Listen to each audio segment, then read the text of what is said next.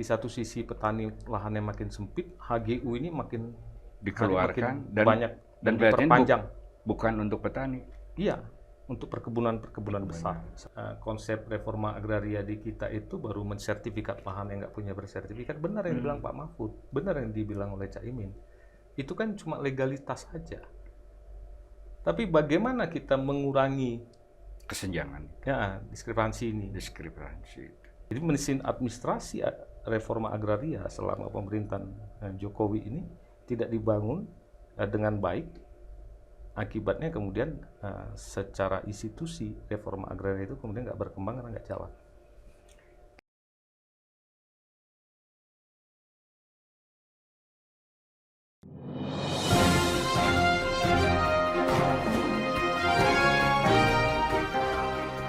Jumpa lagi di Ruang Publik bersama DDM. Saya bertemu lagi dengan Alamsyah Saragi. Ya.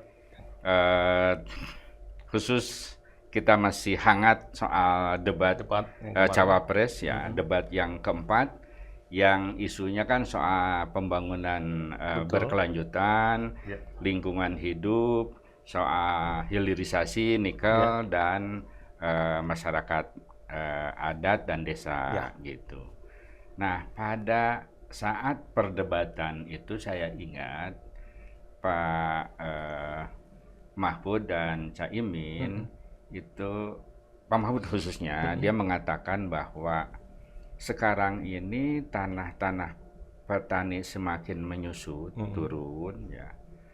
Tapi insentif pupuk makin tinggi. Ada apa? Kan rada aneh ini. Ada apa? Mestinya kan makin turun ya tanah-tanah petani ini gitu, ya makin turun juga insentifnya. Ini malah sebaliknya. Gimana logika di situ? Ya, itu pertanyaan kritis yang paling penting ketika orang mau membicarakan sektor pertanian kita. Jadi selama ini kan pemerintah itu dengan menggunakan caranya semua didaftar. Ini ada alokasi untuk subsidi pupuk, terus kemudian semua yang sudah daftar itu kemudian didistribusikan pupuk ke mereka dengan harapan tepat sasaran. Nah, tapi tampaknya ada kegamangan di pemerintahan Jokowi. Mereka bukan nggak tahu data itu. Tahu mereka. Tahu. Itulah sebabnya selalu ditanya Menteri Pertanian, apa benar kita butuh subsidi sebesar itu? Dikurangin dulu.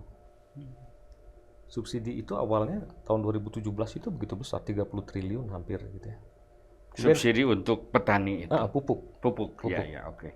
Kemudian diturunkan. Tidak terjadi kericuan yang memadai gitu ya. Tahun berapa itu? Tahun berikutnya? 2018 ya. 2018. Terus 2019 menjelang pemilu masih dijaga agak tinggi, setelah pemilu selesai diturunkan lagi. Nah, tidak terjadi keluhan, yang muncul keluhan klasik. Masyarakat merasa pupuknya itu tidak sampai tepat waktu yang subsidi itu. Sehingga ngapain juga kalau ada, kami jual aja supaya dapat sisa cashnya. Karena tidak tepat waktu itu. Tidak tepat waktu. Supaya dia bisa nutupi waktu dia beli pupuk dengan harga komersil. Itu kan berarti ada kekacauan. Nah, itu yang terus dari sudut kualitas pupuknya gimana? Nah, saya melakukan survei di Jawa Barat ini kan ya. Itu kira-kira lebih dari separuh menyatakan bahwa pupuk bersubsidi itu kualitasnya tidak seperti pupuk lainnya ya, yang komersil gitu. Setuju atau tidak? Hampir separuh menyatakan setuju bahwa tidak terlalu baik kualitasnya. Nah, ada apa? Itu yang mesti didalami sebetulnya. Jadi ketika meningkat itu jangan-jangan ya karena momentum pilpres sekarang gitu. Nah, saya nggak tahu juga. Jadi kan kita harus kalau boleh kita curiga, boleh kan? Itu namanya dugaan. Sayangnya saya belum memiliki data yang detail persis ya, berapa menjelang pilpres itu apakah naik. Yang jelas kemarin karena hiruk pikuk soal pupuk ini menggema di kampanye pilpres, Pak Jokowi ketika turun ke lapangan bilang akan naikkan tahun depan subsidi pupuk 14 triliun lagi. Kalau saya tidak salah ya, saya lihat di satu media. Nah, akan menambah subsidi. Jadi pertanyaan Pak Mahfud makin nggak terjawab. Loh, problemnya masyarakat itu pupuk sering telat, kualitasnya, terus jumlah tanah mereka semakin mengecil, kok kemudian yang keluar adalah mau ditambah lagi pupuk bersubsidi. Siapa yang diuntungkan kan gitu. Itu pertanyaan yang sangat bagus dari Pak Mahfud, sehingga kemudian harus dipikirkan. Nah, kedua, selama ini kan industri pupuk kita, BUMN pupuk kita tuh dibayar ketika sudah memproduksi pupuk, didistribusikan, dibayar per kilo sekian. Nanti petani itu hasilnya dari pupuk itu apakah betul sekian ton per hektar atau tidak, sudah bukan tanggung jawab BUMN pupuk. Kalau dalam satu rezim subsidi input memang begitu, tapi kalau subsidi output, Kang, itu biasanya mereka pasok sekian, nanti dibayarnya harus disesuaikan dengan outputnya, sehingga nggak bisa mereka main-main dengan kualitas. Nah, itu satu hal yang menurut saya mungkin kalau kemarin perdebatannya tidak diganggu sama yang remeh-temeh gitu ya. Mungkin kita bisa sampai ke sana. Tapi apa boleh buatlah. Di bawah sebetulnya para petani itu menunggu apa sih yang mau dilakukan perbaikan ini ya. Satu. Kedua, saya lihat ada isu juga tentang lahan yang semakin minim. Maka menggemalah kemarin isu reforma agraria. Gitu ya. Oke. Nah, kita bisa Jadi pembicaraan urgensi saat agraria itu ditengarai oleh semakin menyusutnya ya lahan-lahan yang dimiliki oleh petani. Terus kemudian juga ada kok subsidi terus ya dari pupuk itu ditambah. Maka kan ada pertanyaan tentang akuntabilitas dari pupuk di satu sisi. Yang kedua, bagaimana meredistribusi tanah agar petani bisa menambah tanahnya jadi bertambah dan produksinya bisa jadi lebih banyak gitu ya. Oke, Pak. Masuk ke agrarianya nih. Ya. Gimana sekarang? Nah, sekarang masih kita lihat kan Indonesia ini tadi sudah dibilang tanah makin susut, makin timpang. Di satu sisi kemarin juga ada yang bilang ada satu orang bahkan punya ratusan ribu hektar gitu ya. Saya mau mengambil yang paling dekat lah. Kalau tadi ada pertanian, tentunya ada di dalamnya perkebunan gitu. Indonesia itu kan dari tahun 2017 sampai tahun 2025 nanti itu ada 580-an HGU yang akan jatuh tempo. 581 ribu kira-kira. Saya lihat angkanya ya. Total itu 581 HGU yang akan berakhir jangka waktu dalam kurun waktu 2017 sampai 2025. Pertanyaannya, mau dikemanakan? Ya, itu kan pasti mereka minta perpanjang. Mereka minta perpanjang. Nah, kedua, tahun 2023 itu ada 133 HGU. 2023 ini, yang sebetulnya udah jatuh tempo. Saya nggak tahu tuh proses perpanjangannya santai-santai aja atau agak alot, saya nggak tahu. Kita sedang sibuk pilpres. Tahun 2024 100. Nah, di luar itu ada HGU baru yang diterbitkan. Bayangkan, di satu sisi petani lahannya makin sempit, HGU ini makin dikeluarkan dan banyak dan diperpanjang. Bukan untuk petani. Iya, untuk perkebunan besar misalnya. Saya membayangkan apakah terus kita mau melakukan ini, maka kita akan berpikir apakah ini bisa diselesaikan persoalan-persoalan ketimpangan ini dengan reforma agraria. Selama ini kan saya lihat reforma agraria itu orientasinya menyelesaikan kasus. Jadi aspek legalitasnya, rekognisinya. Padahal reforma agraria yang baik itu satu, menyelesaikan pertikaian kalau ada sengketa. Kedua, mendistribusikan lahan, ada atau nggak ada sengketa, kepada yang memerlukan, meminta mereka membuat rencana ekonomi, dan kemudian setelah itu adalah bagaimana mendorong proses produksi atau pemanfaatan lahan itu menjadi lebih produktif. Bentar, Pak. HGU itu minimal berapa tahun? 30 tahun ada, 30 tahun bahkan misalnya. Bapak bilang tadi ada proses mau berakhir. Nah, kemungkinan mereka yang mendapatkan HGU itu ingin memperpanjang. Kalau pasti itu kebanyakan ya 90%. Nah, kalau ingin memperpanjang berarti adalah dominasi, hegemoni yang kuat makin kuat, sementara petani yang lahannya makin susut tidak kebagian, gitu kan Pak? Gitu. Artinya kan disparitasnya, inequality-nya semakin lebar. Maka harus ada yang disebut dengan reforma agraria. Satu, mendistribusikan yang macam apa, misalnya. Urgensi Iya. undang-undang agraria itu ya. Betul. Saya melihat konsep reforma agraria di kita itu baru mensertifikat lahan yang nggak punya bersertifikat. Benar yang dibilang Pak Mahfud, benar yang dibilang oleh Caimin. Itu kan cuma legalitas saja. Tapi bagaimana kita mengurangi kesenjangan, diskrepansi ini? Diskrepansi.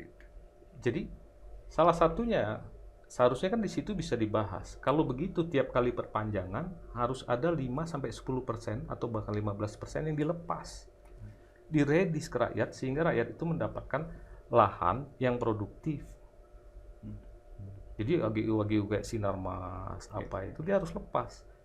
Setelah dilepas, bagaimana agar tidak dibagi-bagi secara individu, agar tanah itu secara kolektif bisa memberikan kesejahteraan dan mereka bisa tetap bekerja sama dengan perusahaan itu. Jadi dia bisa juga memasok ke industri sawitnya. Itu yang harusnya dilakukan. Kalau itu dilakukan sejak Pak Jokowi dulu, 2014, dan ini kan puncak 2023-2024, harusnya mungkin kita udah cukup, mungkin lebih dari 1 juta udah bisa kita redis. Kalau dilakukan, kalau cermat dan kalau para ahli semua duduk berkumpul dan didengarkan. Itulah equal before the law, itulah pemerataan, itulah komitmen terhadap mereka yang terpinggirkan, termasuk petani sekarang. Iya, itu yang saya sebut. Pantas sekarang ya para petani itu atau anak-anak petani itu nggak mau ngurus lagi sawah. Iya. Ya kan? Mereka pertama modalnya tinggi, sementara penghasilannya makin kecil. Tanah harus dibagi. Tanah juga harus dibagi. Jadi saya suka menyebutkan harusnya di dalam reforma agraria itu ada penerapan sistem HGU regresif atau hutan kawasan industri. Ya seperti tadi, kalau mau dia diperpanjang harus dipotong sekian persen. Ya, di spread misalnya 10%, 15% untuk petani. Iya. Pertanyaannya pengusaha bilang kok lahan kami makin sempit lah. Pemerintah ini kan jago sekali ngomong penghiliran, harusnya dorong dong mereka untuk membangun industri lebih hilir lagi, investor-investor ini, pengusaha-pengusaha lebih dekat dengan para petani gitu. Atau setidaknya kalau tadinya dia cuma industri CPU, dia sudah mulai bikin sabun, udah bikin apa, kan bisa didorong investor ini untuk invest di lebih hilir. Yang kebun dibagi-bagi tani. Itulah yang namanya satu titik temu kan, maka mereka dikasih insentif lah untuk mengembangkan industri lebih hilir, memanfaatkan hasil dari CPU misalnya, yang selama ini dikeluhkan kok nggak berkembang gitu ya. Nah yang kedua, petani-petani itu akan mendapatkan HGU yang premium yang diperpanjang, bukan tanah hutan belukar yang dikasih kan bukan seperti itu.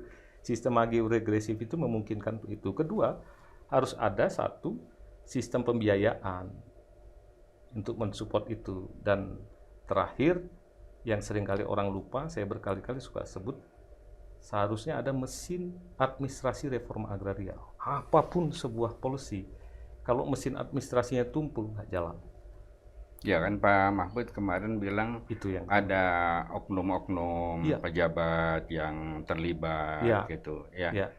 Untuk tadi keputusan hukum itu dari MA, dari mana-mana itu ya tidak jalan karena tadi mesinnya udah tumpul oleh oknum-oknum ya. Ya, maka kalau terlepas mau dia ditaruh satu badan sendiri atau tidak, yang penting dia punya mesin administrasi. Sebagai contoh sederhananya begini, saya jadi peserta reforma agraria. Tanah ini saya masuk ke tanah yang masih konflik. Yang penting saya secara grup mendaftarkan diri, saya dapat kartu untuk diregister. Setelah itu oleh institusi yang menangani terima layanan ini dicek, kalau masih ada sengketa dibereskan dulu sengketanya. Setelah beres, kemudian baru diumumkan kalian akan bisa masuk ke tahap redistribusi. Untuk itu susun rencana ekonominya. Sudah mereka mengusulkan dimasukkan rencana ekonomi, baru tanah diredis. Tapi mereka punya kartu registrasi, sehingga kalau ada orang lain tiba-tiba masuk, ada anaknya bupati, saudara bupati ingin masuk, ya Anda nggak punya kartu. Itulah yang saya bilang mesin administrasi. Kalau nggak tumpul lagi, kacau. Jadi begitu dibagi-bagi, banyak free rider, banyak penumpang gelap, berantakan. Jadi mesin administrasi reforma agraria selama pemerintahan Jokowi ini tidak dibangun dengan baik, akibatnya kemudian secara institusi reforma agraria itu kemudian nggak berkembang karena nggak jalan. Kalau saya pendukung Pak Jokowi, misalnya ada kira-kira kritik begini dalam pembicaraan ini. Loh, kan Pak Jokowi itu membagikan sertifikasi tanah ke orang-orang yang tidak mampu lah, orang-orang yang mendambakan tadi kepastian tanah segala macam.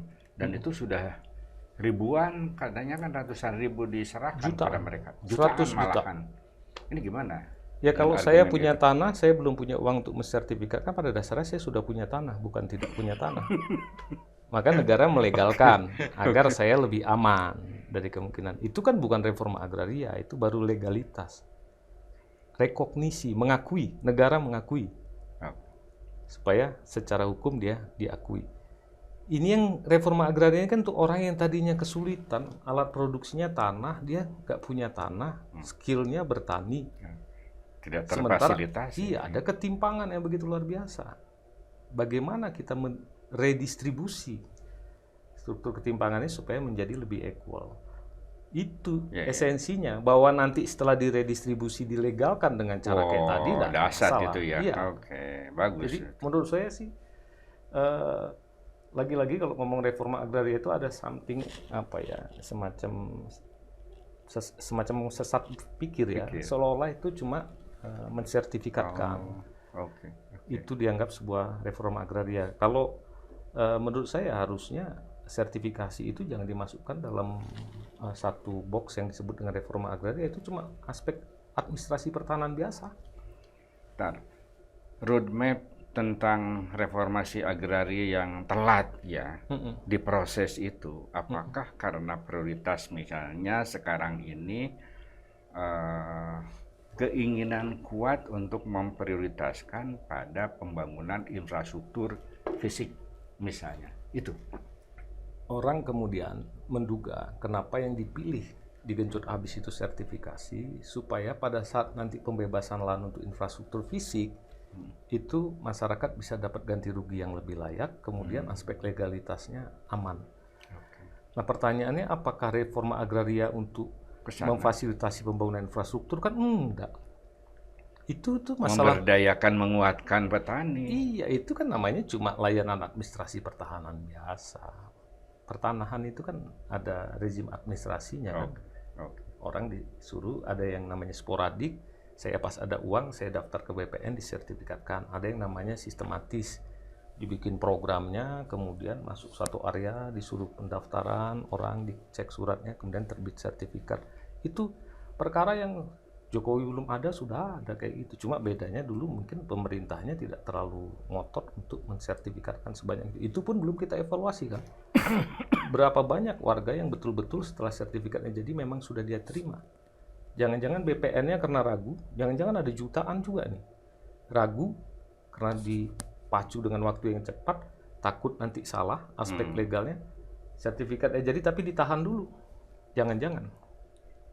Who knows? Karena belum ada yang mengevaluasi. Tapi itu bukan reform agraria menurut saya, itu cuma sertifikasi lahan biasa. Nah, apakah bisa disimpulkan karena tadi ini terbengkalai reformasi agraria itu karena tadi ingin mempercepat atau memprioritaskan pembangunan infrastruktur fisikal gitu. Nah, apakah bisa disimpulkan bahwa strategi pembangunan Pak Jokowi selama 10 tahun ini itu lebih memprioritaskan, lebih menguntungkan kepada 10% atau 50% oligarki atau konglomerat yang ada di kita dengan kepemilikan tadi HGU yang luar biasa itu. Sementara masyarakat banyak paling bawah itu kurang disentuh. Ya, saya kalau ditanya begitu yang bisa saya jawab, sementara tampaknya Presiden, pemerintahan Jokowi lah kita sebut itu, tersita energi lebih banyak membereskan administrasi pertanahan yang beri manfaat untuk mempercepat infrastruktur. Tapi agenda reforma agraria yang sejak 2014 sudah disebutkan itu belum Terbengkalai. mereka jalankan dan disebut terbengkalai. Nah, saya tidak berani masuk dalam kesimpulan. Nah, kalau kesimpulan nanti Terlalu politis kesimpulan itu. paling tidak akan keluar kata ini menjadi mengganggu rasa keadilan. Berarti kebijakannya tidak adil. Kalau sekali saya sebut tidak adil, maka orang akan sama lah kesimpulannya. Orang akan melakukan tagline. Nah, ini tagline-nya 01 nih nanti. Saya dianggap mendukung salah satu salah satu calon ya. Tapi menurut saya, menurut saya aspek keadilan itu bukan cuma milik 01. Kalau faktanya memang terjadi ketidakadilan, ya kita harus sampaikan ketidakadilan terjadi. Kira-kira gitu kan. Oke. Jadi kalau begitu harapan kita bukan kepada Pak Jokowi yang 1 tahun lagi mau selesai, dan itu juga terganggu sekarang gitu ya. Lalu siapapun yang mengganti dia akan berhadapan dengan PR yang belum diselesaikan tadi.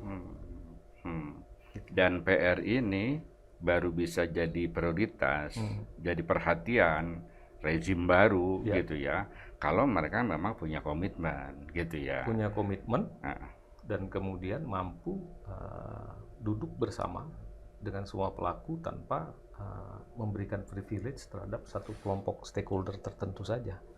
Artinya bisa disimpulkan kalau misalnya rezim baru itu bukan nomor 2 misalnya, baik nomor 1 maupun nomor 3 kelihatannya komitmennya akan jadi prioritas lah. Tapi kalau misalnya yang menang itu nomor 2, maka kan visinya, tagline-nya itu kan meneruskan. Kalau meneruskan kebijakan yang menunda reformasi agraria gitu. Kan gitu kan kesimpulannya. Ya, itulah. Maksud saya kan kita harus cermat ya melihat tidak semua yang namanya melanjutkan itu baik. Jadi paling tidak kita punya argumen untuk menyatakan bahwa ada satu proses yang tampaknya mulai harus dihentikan secara bertahap. Ada suatu PR yang selama ini tidak terselesaikan harus diselesaikan, bukan dilanjutkan.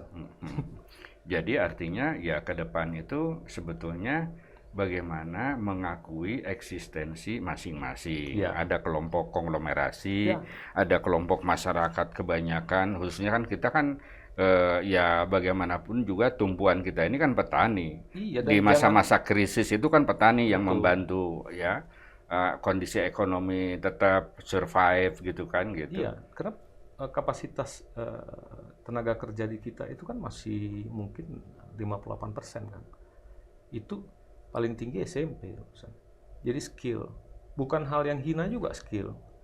Tapi kalau skill itu kan harus ditingkatkan kemampuannya sehingga dia punya kinerja skill yang bagus. Untuk dia bisa punya kapasitas yang bagus, harus disediakan lahannya dong. Kalau lahannya tidak ada, terus mau dilatih-latih terus dikasih sertifikat, jadi apa?